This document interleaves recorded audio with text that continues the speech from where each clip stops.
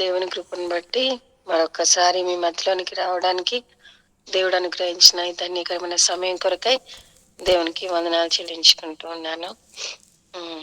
మనకి సమయం అయిపోతా ఉంది కాబట్టి దయచేసి మనము వెంటనే వాక్యాన్ని చూస్తుంటాం. ఈ సమయంలో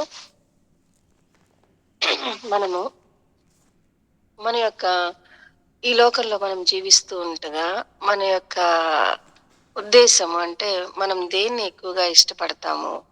పైగా ఇక్కడ చేరి ఉన్న మనందరం కూడాను మనకొక ఒక ఆశ అనేది ఉంది. ఏంటి అంటే దేవుని పని మనం చెయ్యాలి. బ్రతికినంత కాలము ఆయన నా కొరకు ఏదైతే పని ఉద్దేశించాడో ఆ పని నేను చెయ్యాలి. ఎందుకంటే మనందరికీ కూడా ప్రభువారే ఒక మాట చెప్పాడు, ప్రతి వానికి వాని పని నియమించాను, ప్రతి వానికి వాని పనికి జీతం నేను ఇవ్వడానికి నేను రాబోతున్నానని ప్రభువారు తానే సెలవిచ్చాడు. కాబట్టి ఈ లోకంలో దైవికంగా దేవుని యందు భయభక్తులు కలిగి, అంతేకాకుండా స్పిరిచువల్ గా ఆత్మీయంగా జీవించాలని కోరుకునే ప్రతి ఒక్కళ్ళు కూడాను దేవుని పని చేయాలి అన్న ఆశతో మనం ముందుకి కొనసాగుతూ ఉంటాం. అయితే దేవుని పని చేయాలి అని అంటే మొట్టమొదటిగా స్పిరిచువల్ డిసిప్లిన్ అనేది అవసరం అన్నమాట. అసలు దేవుని పని చేయడం ఎక్కడి నుంచి స్టార్ట్ అవుతుంది చూద్దాము. యెహెజ్కేలు గ్రంథము ఒకవేళ మీలో ఎవరైనా తీసినట్లయితే దయచేసి చదవండి.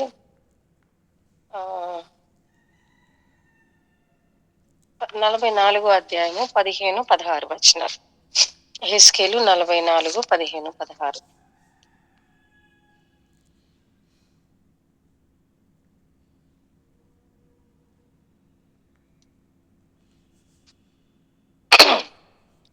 ఇశ్రాయేలీయులు నన్ను విసర్జింపగా. హలో బ్రదర్, వినిపిస్తుందా? ఎస్ అక్క, ఎస్, ప్లీజ్ కంటిన్యూ అక్క. ఓకే. ఇశ్రాయేలీయులు నన్ను విసర్జింపగా నా పరిశుద్ధ స్థల సంరక్షణను కనిపెట్టి సాదోకు సంతతి వారు లేవీయులైన యాజకులు పరిచర్య చేయుటకై నా సన్నిధికి వచ్చి, ఇక్కడి నుంచి వారిని జాగ్రత్తగా గమనిద్దాం. నా సన్నిధికి వచ్చి నా సన్నిధిలో నిలిచి క్రొవ్వును రక్తమును నాకు అర్పించెదరు. ఇదే యెహోవా వాక్కు. వారే నా పరిశుద్ధ స్థలంలో ప్రవేశింతురు. పరిచర్య చేయుటకై వారే నా బల్ల యొద్ద నిలుతురు.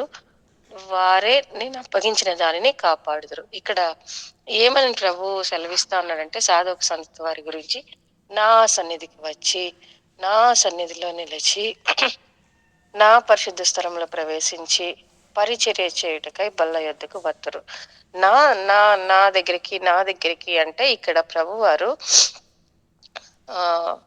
ఇంటిమేట్ రిలేషన్షిప్ ని గురించి ప్రభు వారు సెలవిస్తారు. నా దగ్గరికి వస్తారు, నాకు పరిచర్య చేస్తారు. అంటే మిగిలిన వాళ్ళందరూ కూడా ఇశ్రాయేలీయులు ప్రభువుని విసర్జించిన వారిగా ఉంటే, ఈ కుటుంబం వారు మాత్రము ప్రభువును సేవించడానికి చూస్ చేసుకున్నారు. అయితే వీళ్ళు ఎలా చేస్తా ఉన్నారు? ఆయన సన్నిధిలో నిలబడి ఆయన ముఖ దర్శనం చేసుకుంటూ ఆ విధంగా ఆయన పరిశుద్ధ స్థలంలో ప్రవేశించి ఆయన బల్ల యొద్ద పరిచర్య చేస్తా ఉన్నారు. అంటే ఇక్కడ మనం చూస్తున్నది ఏంటంటే, there is an intimate relationship between this family and the mighty lord. కాబట్టి మన పరిచర్య చేసేటప్పుడు కూడాను, లేకపోతే మనం సేవ చేయాలనుకున్నప్పుడు కూడాను మనకి ఖచ్చితంగా దేవునితో ఇంటిమేట్ రిలేషన్షిప్ లేకుండా మనము ఆయనకి పరిచర్య చేయజాలము. అంతే. ఆయనని గురించి చెప్పాలి అని అంటే, ఇప్పుడు నేను నా హస్బెండ్ గురించి చెప్పాలి అని అంటే ఎట్లా చెప్పగలను? నాకు ఆయనకి ఉన్న ఇంటిమేట్ రిలేషన్షిప్ ఉంది కాబట్టి నేను ఆయన గురించి నేను చెప్పగలను, నా గురించి ఆయన చెప్పగలడు.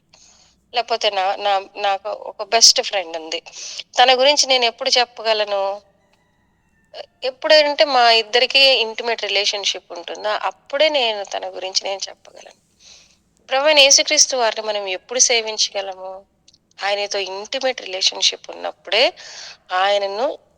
ఆయన కోరిన రీతిగా నేను ఆయనను సేవించగలను.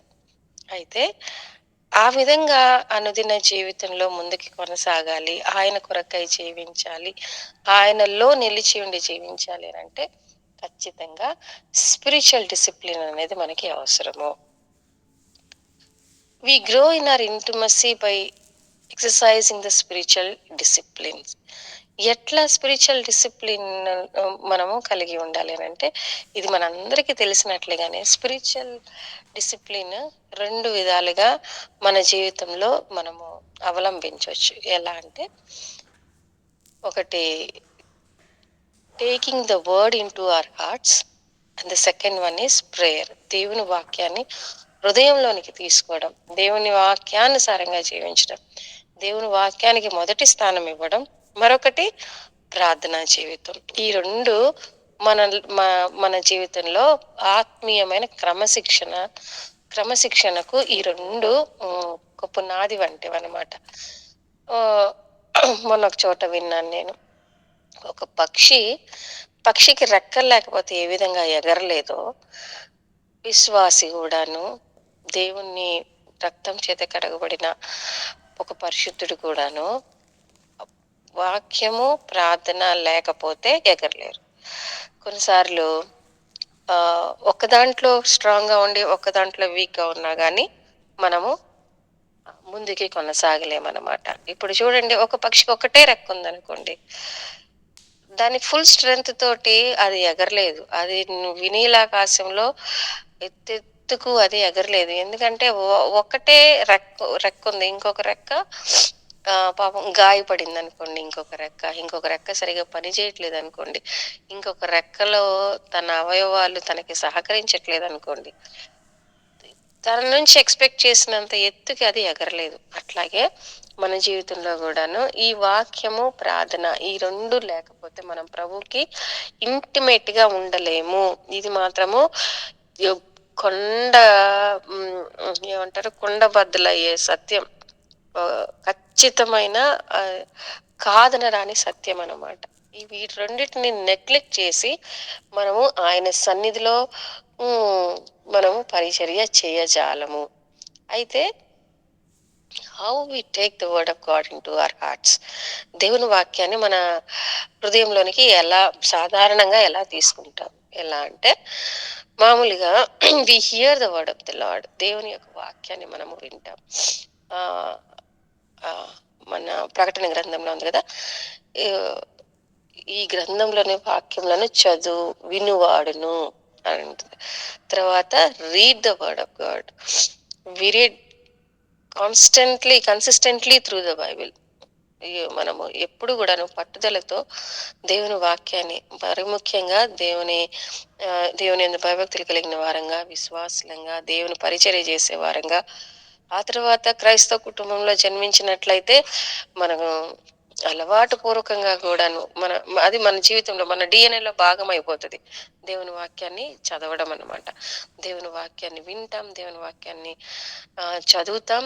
స్టడీ అంటే డీటెయిల్డ్ ఎగ్జామినేషన్ ఆఫ్ ట్రూత్. దేవుని యొక్క వాక్యము నాకు ఏం చెప్తా ఉంది? మనము తిమోతికి రాసిన పత్రికలో ఉంది గదా! నాకేం ఉపదేశం చేస్తా ఉంది? నాకు నా నా జీవితంలో ఏం ఖండిస్తా ఉంది? నా జీవితంలో ఏ తప్పుని దిద్దడానికి దేవుడు నాకు ఈ వాక్యాన్ని బయలుపరుస్తా ఉన్నాడు? నీతి యందు నన్ను శిక్షణ చేయడానికి అనేసి మనం తిమోతికి రాసిన పత్రిక 2వ అధ్యాయం 17 వచనంలో మనము 16, 17 వచనాల్లో మనము స్పష్టంగా చూడగలమన్నమాట. ఆ విధంగా మనం దేవుని వాక్యాన్ని అధ్యయనం చేస్తాం. స్టడీ అంటే లోతుగా చదువుతూ మనకి ఏదైతే చదివామో దాన్ని అప్లై చేసుకుంటూ మన జీవితాన్ని సరిజూసుకుంటూ ఉంటాం. ఆ తర్వాత వి మెమరైజ్. చిన్నప్పటి నుంచి గూడాను మనలో చాలా మంది సండే స్కూల్ టీచర్స్ గూడా ఉన్నారు. మనకు గూడా ఒక అలవాటు ఉంది. We memorize the word of God. కీర్తనల గ్రంథం 119:11 ఉంది గదా!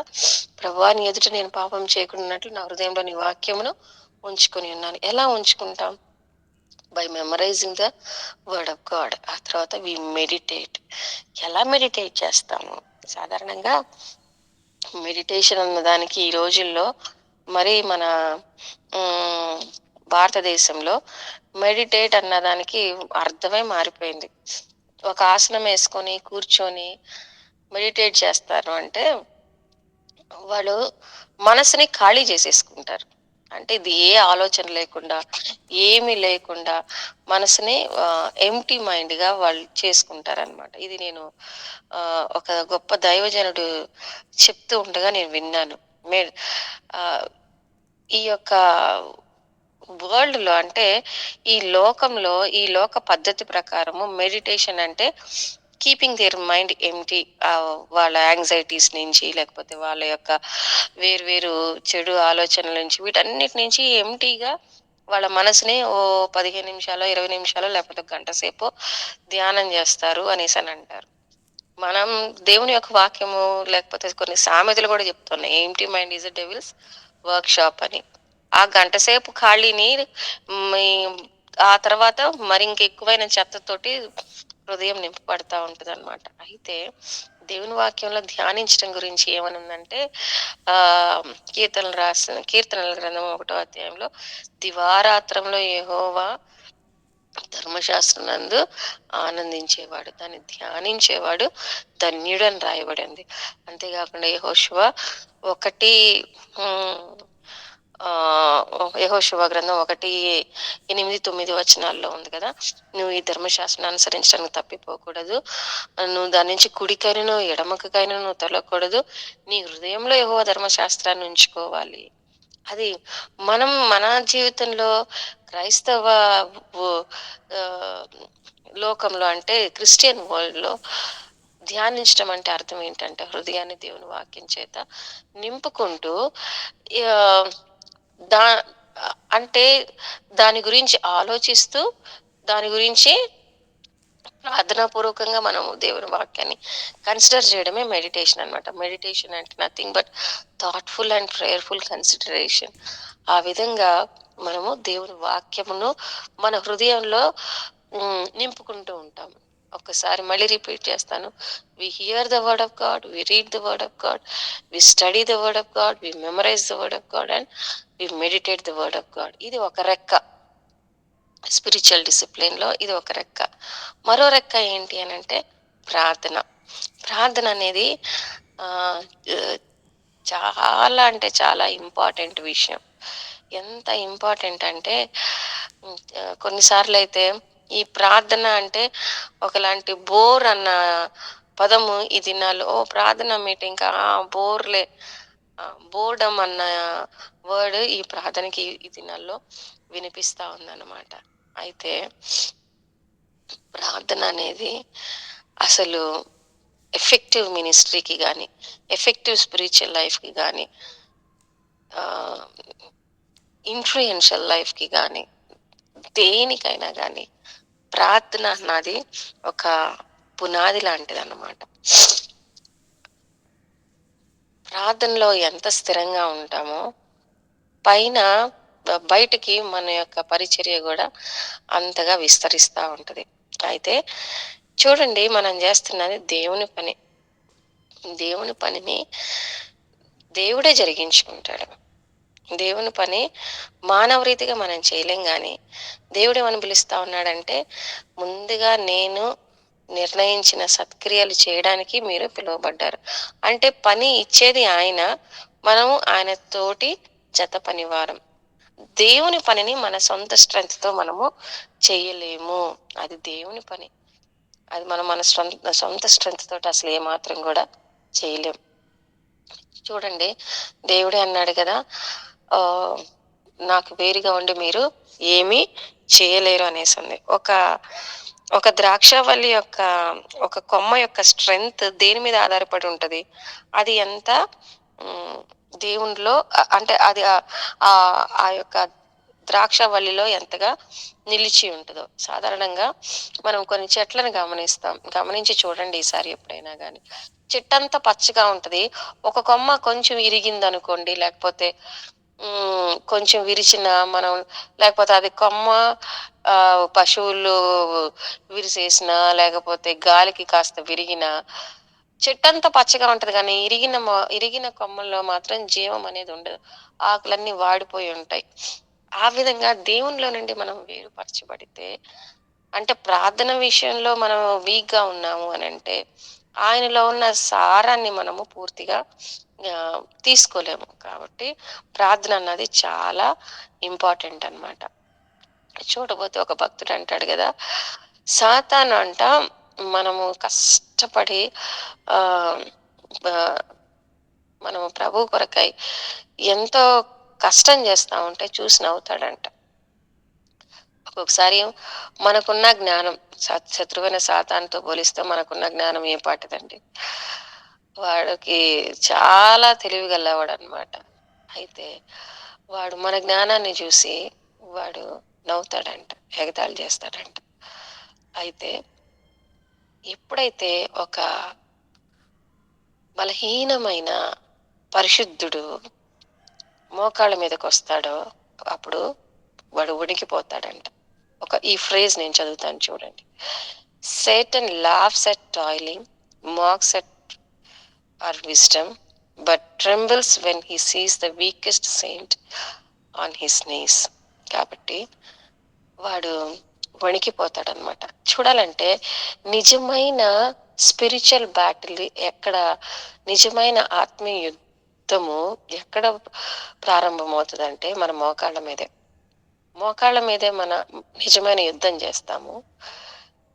తర్వాత మన మినిస్ట్రీలో దేవుడు ఆల్రెడీ ప్రామిస్ చేసిన ఆ యొక్క భూభాగాన్ని స్వతంత్రించుకుంటాం. మనము న్యాయాధిపతుల గ్రంథం అంతట్లో కూడాను, యెహోషువ గ్రంథం అంతట్లో కూడా వాగ్దాన దేశాన్ని స్వతంత్రించుకునేదే మనం చూస్తాం. కాబట్టి వాక్యమును ఆ స్వతంత్రించుకునేది మనం చూస్తాం కాబట్టి ఏం లేదు, వాళ్ళు ప్రభు సన్నిధిలో ప్రార్థిస్తూ యెహోషువ ప్రార్థిస్తూ ఉండగా తన కొరకై ప్రభు ఉంచిన ఆ యొక్క భూభాగాన్ని స్వతంత్రించుకుంటూ ఉన్నాడు. నేనే మీ కొరకు యుద్ధం చేస్తాననేసి అని అంటున్నాడు. ప్రభు మన కొరకై మ బయట ఔట్‌వర్డ్ గా యుద్ధం చేస్తా ఉంటాడు. ఇన్‌వర్డ్ గా బ్యాటిల్ అనేది ప్రార్థనలో మనము కొనసాగిస్తూ ఉండాలన్నమాట.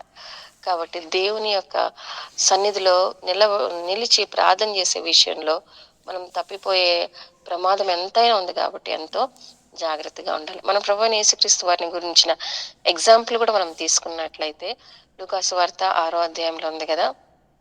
12-19 వచనాలు మీరు తర్వాత అయినా చూడండి. ఆ దినాల్లో ప్రభువు రాత్రి యందు ప్రార్థన చేస్తా వచ్చాడు. ఒంటరిగా ప్రభుతో సమయం గడుపుతా ఉన్నాడు. Intimacy is nothing but spending time alone with the lord. యేసుప్రభు వారు కూడా రాత్రంతా కూడాను దేవునితో ఒంటరిగా మరెవ్వరు లేకుండా తను సమయం గడుపుతూ వచ్చాడు. రెండో రోజు అంటే తెల్లారిన వెంటనే ఆయన తన శిష్యులను ప్రిపేర్ చేసేవాడు అనమాట సేవ నిమిత్తమై. తన శిష్యులను పిలిచేవాడు. వాళ్ళందరినీ కూడాను ఆ దినమంతటి సేవ కొరకే సిద్ధపరిచేవాడు. ఆ తర్వాత బయటికి వెళ్ళి వాళ్ళు ఆ సువార్త ప్రకటించేవాడు. పరలోక రాజ్యం సమీపించి ఉన్నది. కాబట్టి మారు మనసు పొందండి. అంతేకాకుండా అనేకమైన ఆశ్చర్య కార్యాలు, అద్భుత కార్యాలు, స్వస్థత కార్యాలు ఇవన్నీ ప్రభువారు జరిగిస్తున్నారు. ప్రభువారు మనకి చూపించిన ప్యాటర్న్ ఏంటంటే, night he used to spend time with the lord. Morning he used to gather his disciples, and afternoon he used to go out into the world and heal disease ఉన్న ప్రజలని ఆయన స్వస్థపరుస్తూ ఆ విధంగా తన పరిచర్యను కొనసాగించేవాడు. ఆ విధంగా తన లైఫ్ స్టైల్ని ప్రభువారు మరల్చుకున్నాడు. కాబట్టి ఈ దినాల్లో మనం కూడాను ముందుకు వెళ్తూ ఉంటుండగా ప్రభుతో వాక్యం చదువుట ద్వారా, ప్రార్థన చేయటం ద్వారా ఇంటిమేట్ గా ఉంటూ ఆయన ప్రజలతో కలుసుకుంటూ మన ముందుంచబడిన పరిచర్యను ముందు కొనసాగించడానికి దేవుడు మనకి సహాయం చేయనుగాక.